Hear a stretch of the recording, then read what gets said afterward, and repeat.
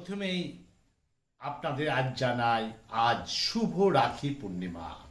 সেই রাখি পূর্ণিমার পূর্ণ দিনে আমাদের প্রথম আলোর বার্তার সমস্ত দর্শককে জানাই শুভেচ্ছা, অভিনন্দন এবং শুভকামনা। এবং গতকাল গেছে 22শে শ্রাবণ, রবীন্দ্রনাথ ঠাকুরের তিরোধান দিবস।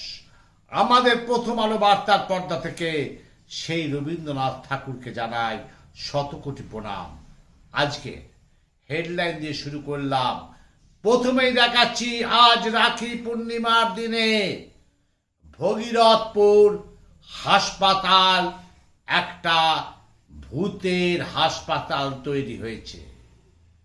প্রথমেই আসছি, রাখি পূর্ণিমার দিনে সেই ভূতের রাজা দিল বর। রাখি পূর্ণিমার দিনে আজকের হেডলাইন থাকলো এটাই, ভগীরথপুরের হাসপাতাল একটা ভূতের হাসপাতালে তৈরি হয়েছে। প্রথমেই দেখাচ্ছি আপনাদের সেই হাসপাতালের দৃশ্যটা। তারপর আমি আসছি। আপনাদের বললাম, আজ শুভ রাখি পূর্ণিমার পূর্ণ লগ্নে, পূর্ণ তিথিতে আমাদের সমস্ত দর্শকদের শুভেচ্ছা, অভিনন্দন, শুভকামনা। এবং গতকাল গেছে 22শে শ্রাবণ, সেই রবীন্দ্রনাথ ঠাকুরের তিরোধান দিবস।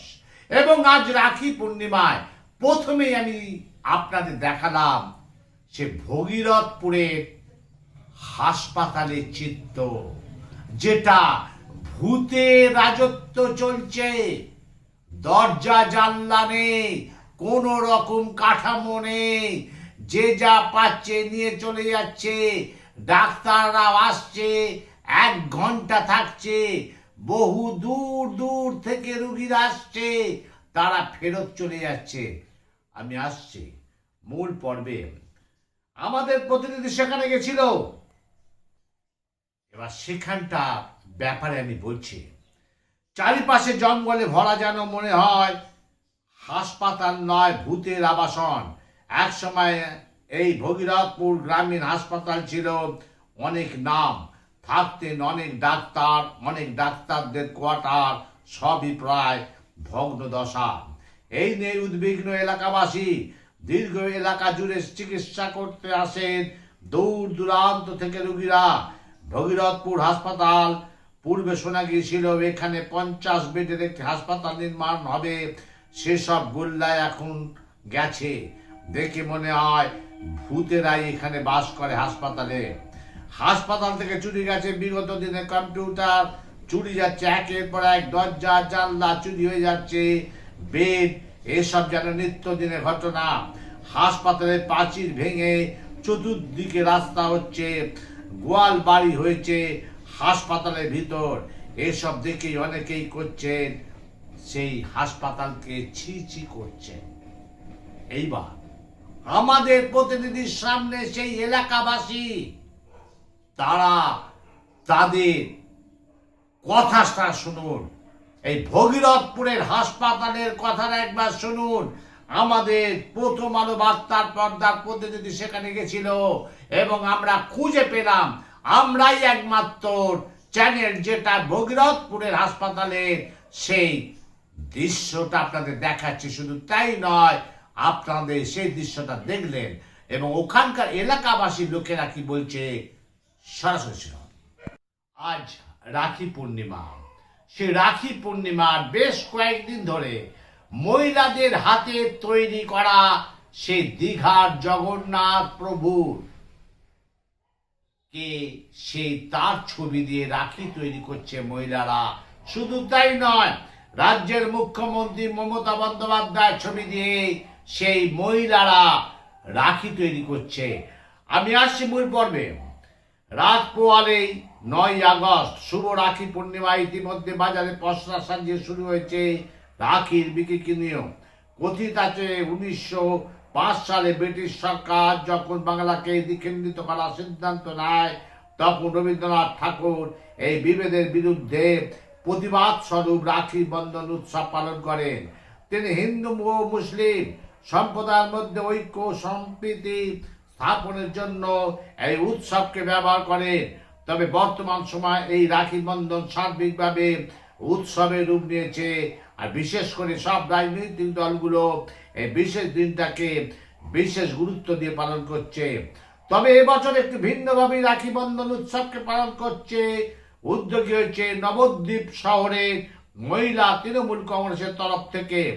প্রতি বছর বাজার থেকে কেনা রাখি সকলকে পরিয়ে এই অনুষ্ঠানটি পালন করলেও এবছর শহর মহিলা তৃণমূল কংগ্রেসের কর্মীরা নিজেরাই তৈরি করছে প্রভু জগন্নাথ দেবের রাখি।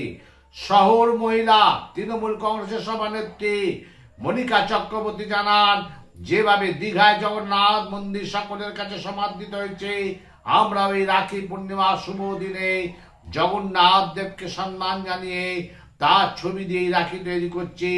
শুধু তাই নয়, মমতা বন্দ্যোপাধ্যায় মুখ্যমন্ত্রীর ছবি দিয়েও তৈরি হচ্ছে রাখি। আমাদের প্রতিনিধি সেখানে চলে গেছিল। এইবার আপনাদের দেখাচ্ছি, দেখুন মহিলারা কি বলছে। এবং সেখানকার মহিলা, সেই নবদ্বীপের মহিলা, সেই তৃণমূল কংগ্রেসের সেই সভানেত্রী, তিনি আমাদের প্রথম আলোর বার্তার পর্দায় কি বললেন এবং তাদের সেই কাজগুলো দেখুন। একজোট হয়ে মহিলারা সেই রাখি তৈরি করছে প্রভু জগন্নাথ দেবের জন্য।